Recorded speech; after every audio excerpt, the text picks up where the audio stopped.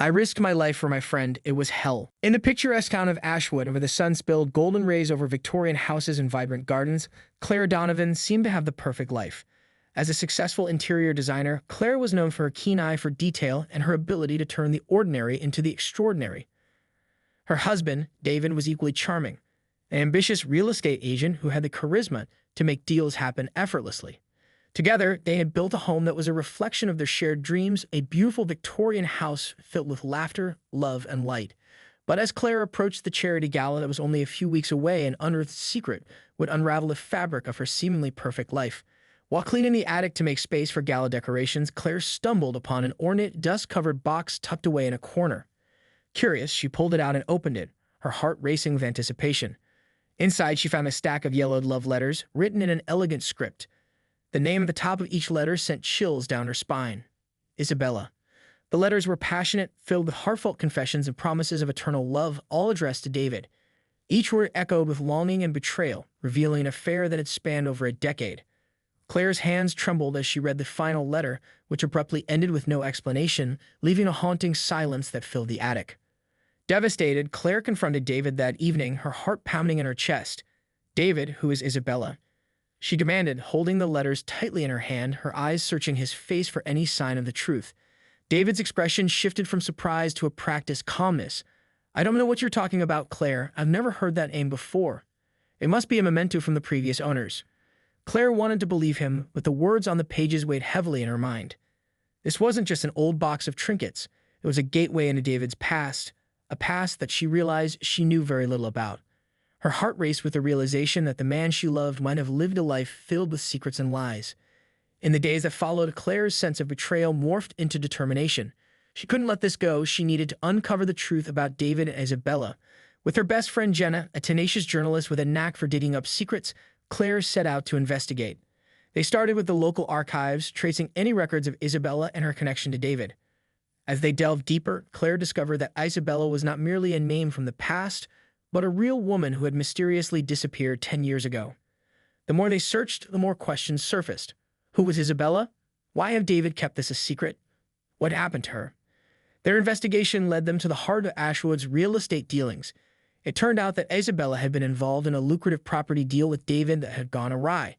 Claire learned that the deal had been shrouded in controversy, involving shady characters and hidden agendas.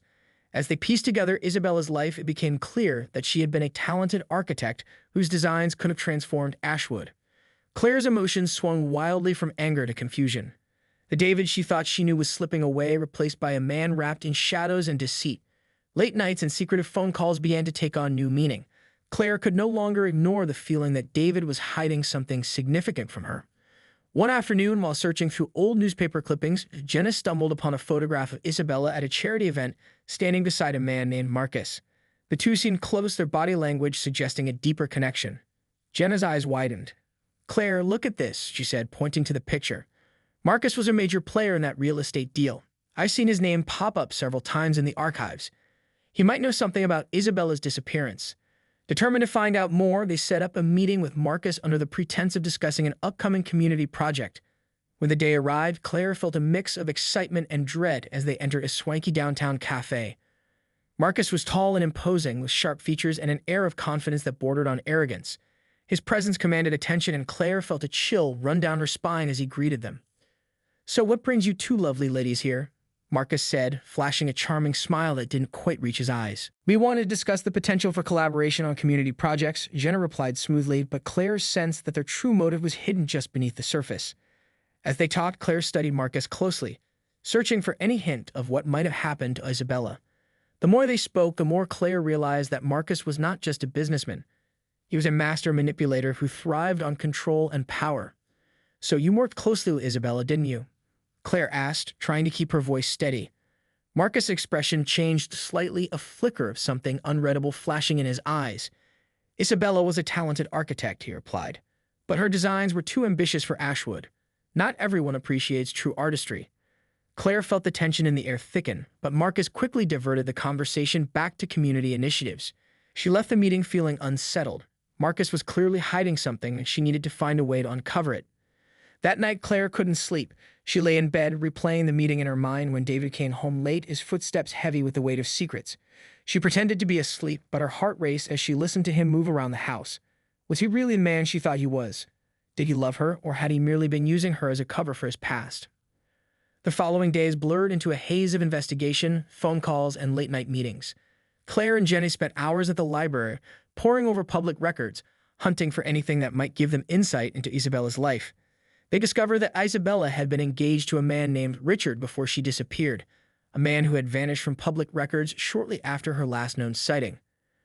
Do you think Richard had something to do with her disappearance? Claire mused, her brow furrowed in thought.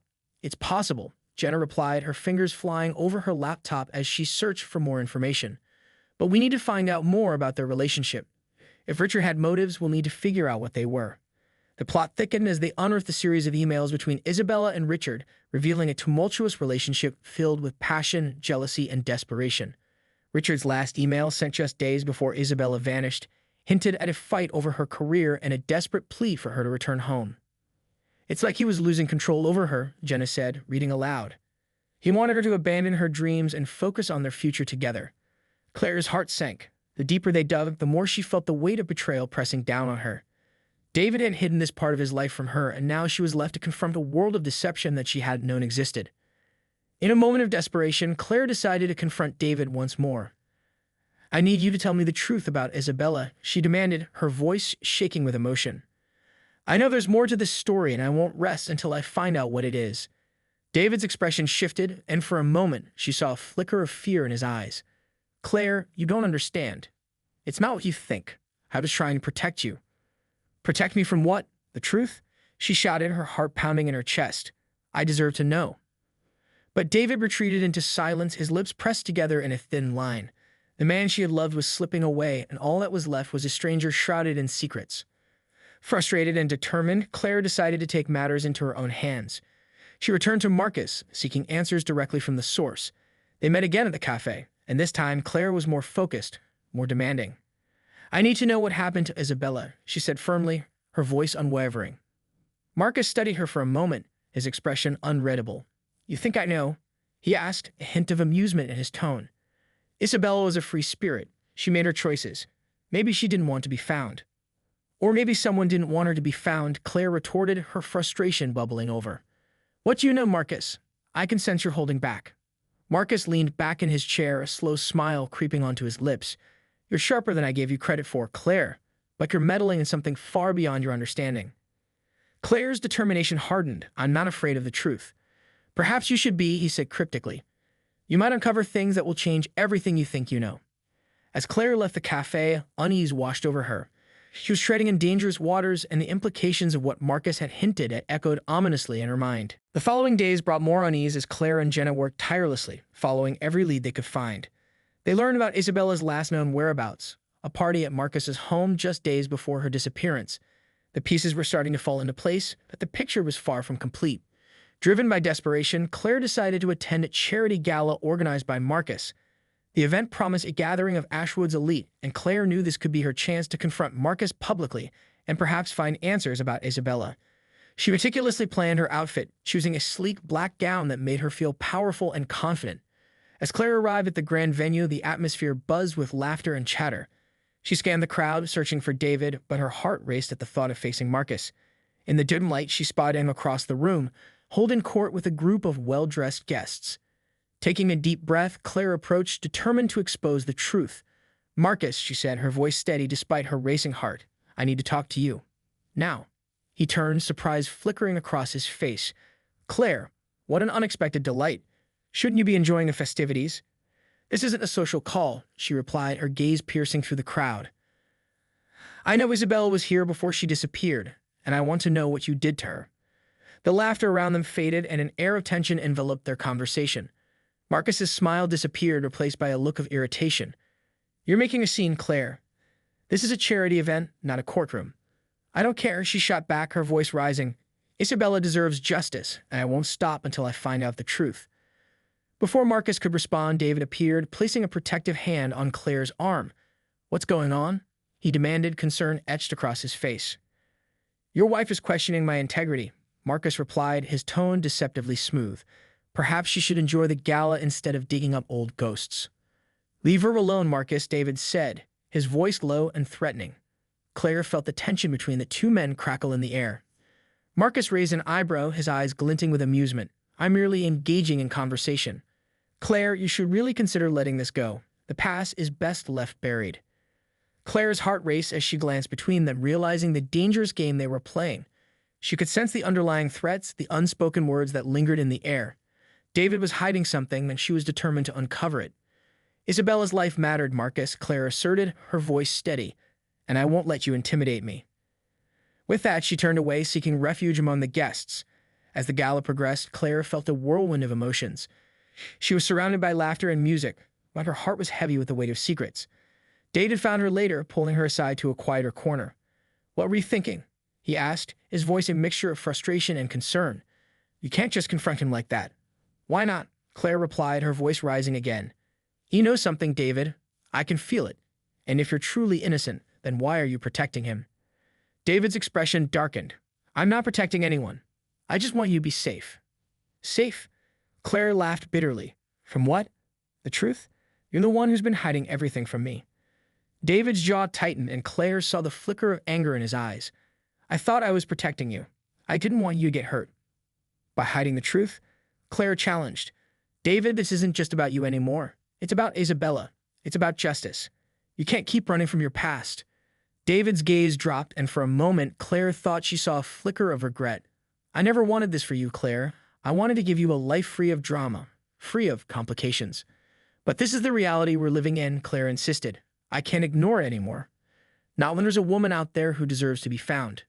As the gala came to a close, Claire felt the weight of her decisions pressing down on her. She had uncovered so much, yet the answers still eluded her. That night, she resolved to confront Marcus again, determined to expose whatever secrets he held. The next day, Claire visited Marcus's office under the pretense of discussing a community initiative. She walked in, her heart pounding as she approached his desk. "We need to talk about Isabella," she said firmly, her gaze locking onto his. "Again with this?" Marcus sighed, leaning back in his chair. "You really should let it go, Claire. It's not worth your time." "Not worth my time?" Claire echoed, incredulous. "A woman is missing, and you act as if it's nothing." "Isabella made her choices," Marcus replied coolly. "Not everyone is destined to live happily ever after. Or maybe she was forced into a corner she couldn't escape." Claire shot back. "What did you do to her?" "Marcus." For a moment, the air was thick with tension, and Claire could see the mask slipping from Marcus's facade. "You don't want to play this game, Claire," he warned, his voice low. "There are consequences to digging too deep." Claire's heart raced, but she stood her ground. "You can't intimidate me, Marcus. I'll find the truth, with or without your help." That evening, Claire returned home, her mind racing with thoughts of Isabella and the confrontation with Marcus. As she entered, she found David sitting at the kitchen table, his expression unreadable. "Where have you been?" he asked, his voice taut. "I was at Marcus' office," Claire replied, her heart racing. "I confronted him about Isabella." David's eyes darkened. "You shouldn't be involving yourself in this. It's dangerous." "Dangerous?" Claire echoed, incredulous. "What's dangerous is living in a lie. I need to know the truth, David. I deserve that." "I thought you were happy," he said, his voice breaking slightly. "We were building a life together." Claire's heart sank. "We were. But now I feel like I don't even know who you are anymore. If you loved me, you would support me in finding out what happened to Isabella." David's face hardened, and Claire saw the walls he had built around himself begin to rise. "You're being reckless, Claire. You have no idea what you're getting into." The tension in the air was palpable, and Claire felt her resolve strengthen. "I'll find the truth, David, even if it means risking everything." As the days passed, Claire plunged deeper into her investigation. With Jenna's help, they uncovered more information about Isabella's disappearance. They learned that a witness had come forward, a waitress who claimed to have seen Isabella leaving Marcus' party on the night she vanished. Driven by newfound determination, Claire tracked down the waitress, a woman named Mia, who worked at a diner on the outskirts of town. When Claire approached her, Mia was hesitant but eventually agreed to share what she knew. "I saw her leave with Marcus that night," Mia said, her eyes darting around as if she feared being overheard. They looked tense, like they were arguing. "Arguing?" Claire pressed, her heart racing. "What were they arguing about?" "Something about a deal gone wrong," Mia replied. "Isabella seemed scared. I thought it was strange, but I didn't want to get involved." Claire's pulse quickened as she processed this information. Marcus had been at the center of Isabella's life and her disappearance. The next day, Claire and Jenna returned to Marcus' office, armed with the waitress's testimony. "We need to talk, Marcus," Claire said, her voice firm. Marcus raised an eyebrow, a smirk playing on his lips. Back for more, Claire? I know you were involved in Isabella's disappearance, Claire asserted, her heart racing. Mia saw you both arguing the night she vanished. Marcus' expression hardened. You should stop playing with fire, Claire. You don't know what you're getting into. Maybe I do, she replied, undeterred. I want the truth. For a moment, the tension hung thick in the air, and Claire could see Marcus weighing his options. Isabella was a liability, he finally admitted, his voice low. She threatened to expose the deal we were working on. I didn't harm her, but she left, thinking she could just walk away. Left. Claire echoed, incredulous. You mean you let her go? Letting her go was the safest option, Marcus replied, his eyes glinting with something she couldn't quite place. If she had stayed, things would have turned out differently. Claire's heart sank. You think she's still alive? I don't know if Claire, Marcus said, leaning back in his chair. But if she is, it's a matter of time before she comes back for what she left behind. And when she does, it won't be pretty. Fury surged within Claire, but she forced herself to stay calm. I won't stop until I find her, Marcus. You can't scare me into silence. As she walked away, a mixture of anger and fear filled her chest. She was running out of time, and the closer she got to the truth, the more dangerous it became. The following week brought new challenges as Claire felt the strain of her investigation seep into every aspect of her life. David was growing more distant, his frustration palpable. Their once harmonious home had turned into a battleground of unspoken words and hidden truths. One evening, Claire found herself alone in their garden, the moon casting a soft glow over the flowers. The cool breeze rustled the leaves, but the tranquility didn't last long. David's footsteps echoed behind her, heavy with unease. Claire, he began, his voice low. We need to talk. She turned to face him, her heart racing. About what? The investigation? Or your secrets? About us, he said, stepping closer. I can't keep pretending everything's okay when it's not. You're putting us in danger. Danger? Claire scoffed, her frustration boiling over. You mean the danger of facing the truth? I'm trying to protect you, he insisted, his voice rising. You don't know who you're dealing with. Maybe I do, Claire replied, her voice steady, but I won't let fear control my life. I have to find Isabella. David's expression hardened, and for the first time, she saw the man behind the facade, scared and vulnerable. You're not just risking your life, Claire, you're risking ours. And if I find out the truth about Isabella? Claire challenged. What then? Will you still want to hide from it? A heavy silence fell between them, charged with tension and unspoken fears. Claire could see David grappling with his emotions, torn between love and his desire to protect her from the darkness that surrounded them. I can't lose you, he finally said, his voice breaking. I love you too much to let this destroy us. I love you too, Claire replied, tears brimming in her eyes. But I can't ignore this. I can't live in a world where secrets fester. David sighed, running a hand through his hair. Then promise me you'll be careful. Promise me you won't put yourself in danger. Promise, Claire said, her heart aching. But I can't promise I'll stop searching for the truth. As Claire delved deeper into her investigation, she discovered unsettling connections between Isabella's disappearance and a web of illicit activities in Ashwood. The more she uncovered, the clearer it became that Isabella wasn't just a victim, she was entangled in a dangerous world that threatened to swallow her whole. One afternoon, Claire found herself at the local library, poring over old newspapers and police reports. She was searching for any mention of Isabella, hoping to find a clue that would lead her to the truth. Suddenly, she stumbled upon an article about a series of unexplained disappearances in Ashwood, dating back several years. The cases were eerily similar to Isabella's. Young women who vanished without a trace, each connected to Marcus in some way. Claire's heart raced as she connected the dots. This was bigger than she had imagined. Marcus was a part of something dark, something sinister. That evening, she rushed home, her mind racing with thoughts. She found David in the living room, flipping through channels. He looked up, concern etched on his face. Claire, you're back early, he said, his voice wary. I found something, she replied, her heart pounding. There have been other disappearances, David. Women who were connected to Marcus. David's expression darkened, and she could see the tension in his posture. What are you talking about? Claire took a deep breath. These women, they all disappeared around the time Isabella did. It's a pattern, and I think Marcus is at the center of it. David shook his head, frustration flaring. You can't just jump to conclusions. You need to be careful. Careful, Claire echoed, disbelief flooding her voice. You're the one who needs to be careful, David. You're the one protecting him. Stop it, he shouted, his voice reverberating off the walls. You don't know what you're saying. No, Claire said firmly, her voice steady. I do know what I'm saying. I know that Isabella is out there, and I'm going to find her, whether you help me or not. In that moment, the walls that had been built around their relationship seemed to crumble. Claire could see David's fear, his desperation to keep her safe. But she also felt her own determination solidify, and she refused to let anything, especially fear, stop her from uncovering the truth. Days turned into weeks as Claire continued her investigation, becoming increasingly consumed by the search for Isabella. She spent countless hours poring over documents, speaking to witnesses, and connecting with other families of missing women. The more she learned, the more she understood the depths of Marcus's web and the dangers surrounding it. One fateful evening, Claire received a call from Mia, the waitress who had first mentioned Isabella's argument with Marcus. "Claire, you need to meet me. It's important," Mia said, her voice shaky. "Where?" Claire asked, her heart racing. "Can you meet me at the diner?" "I have information about Isabella," Mia urged. Claire felt a rush of hope mixed with trepidation.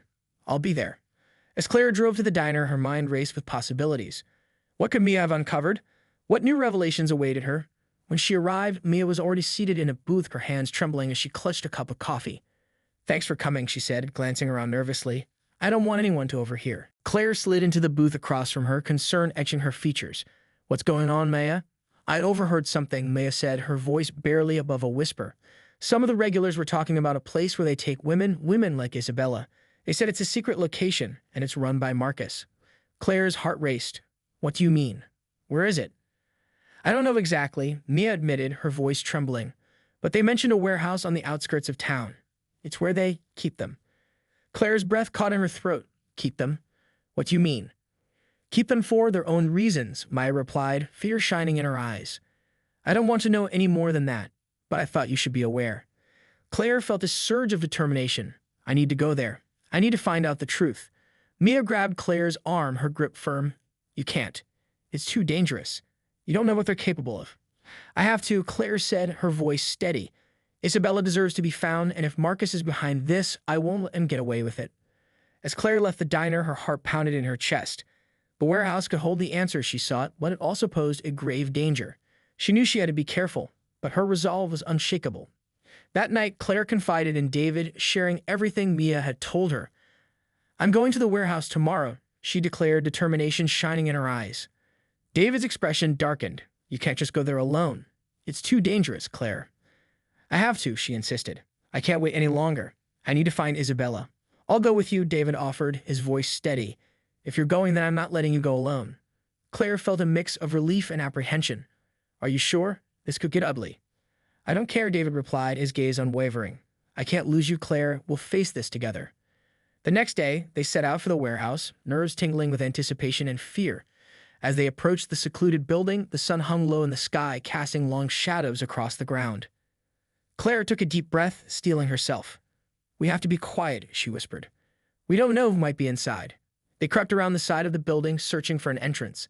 As they neared the back, they spotted a door slightly ajar. Claire's heart raced as she exchanged a glance with David, who nodded, urging her to proceed. Inside, the warehouse was dimly lit and eerily quiet. The air felt thick with tension, and Claire's instincts were on high alert. She could feel the danger lurking in the shadows as they moved cautiously through the space. Suddenly, a noise echoed from deeper within the warehouse, a sound that sent shivers down Claire's spine. "Did you hear that?" she whispered, her heart pounding. David nodded, his expression tense. "We should check it out." They followed the sound, moving deeper into the shadows. As they rounded a corner, Claire's heart stopped. Before them stood a small group of men, including Marcus, gathered around a table covered in papers. "Looks like they're planning something," David muttered, his eyes narrowing. Claire's pulse quickened as she listened intently, trying to catch snippets of their conversation. "We can't let her come back," Marcus was saying, his voice low and menacing. "If she remembers, it's all over." "Are we sure she's gone for good?" one of the men asked. "We should take precautions." Claire felt a rush of adrenaline. "We have to get closer," she whispered to David. They edged closer, straining to hear more of the conversation. "I've made arrangements," Marcus continued, his tone cold. "Once we deal with this, we can move on. No one will ever find her." A chill ran down Claire's spine as the realization hit her. "They're talking about Isabella," she breathed. "They think she's gone for good." "We can't let them get away with this," David said, his voice low and fierce. Claire nodded, her heart racing. "We have to find a way to rescue her." But before they could make a plan, one of the men spotted them. "Hey, who's there?" he shouted, pointing in their direction. "Run!" Claire screamed, grabbing David's hand as they bolted down the corridor. They raced through the warehouse, adrenaline pumping as footsteps echoed behind them. Claire could hear shouts and curses as they fled, determination pushing them to run faster. Finally, they burst through the back door, emerging into the daylight. But their escape was short-lived. They were met by a group of men waiting outside, their expressions dark and menacing. Nowhere to run, one of them sneered, stepping forward. Claire's heart dropped as she realized they were surrounded. "We have to fight," David said, his voice resolute. Before Claire could respond, the men lunged at them and chaos erupted. She and David fought back, adrenaline fueling their movements as they defended themselves against the oncoming assault. In the midst of the struggle, Claire caught a glimpse of Marcus, his eyes filled with rage. "You should have stayed away," he shouted, lunging toward her. But just as he reached for her, David intercepted him, pushing Marcus to the ground. "Get away from her," he yelled, determination in his eyes. Claire's heart raced as she grabbed a nearby pipe, using it to fend off the attackers. They were outnumbered, but she refused to back down. With a fierce determination, she fought alongside David, their movements synchronized as they pushed back against their attackers.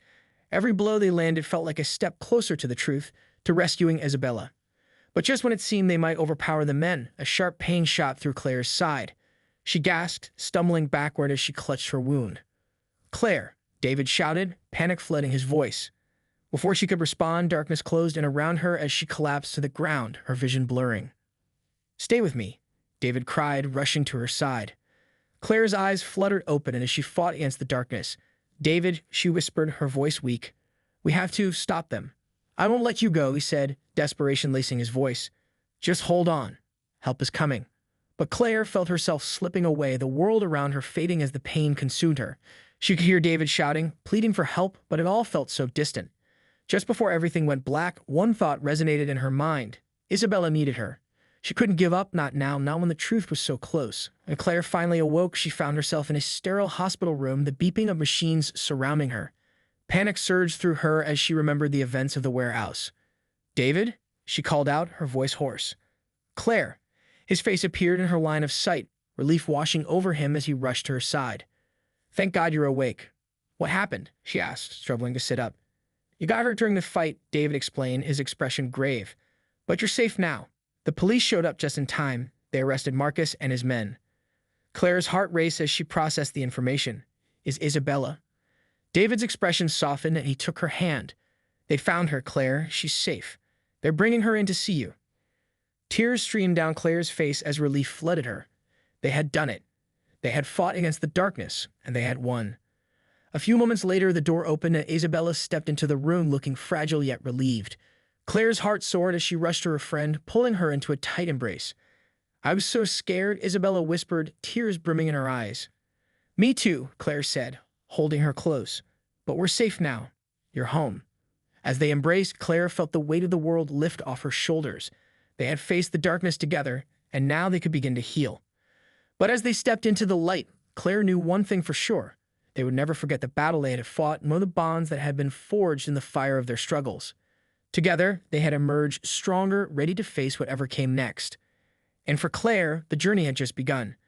She would continue to seek the truth, to protect those she loved, and to stand up against the darkness, no matter the cost.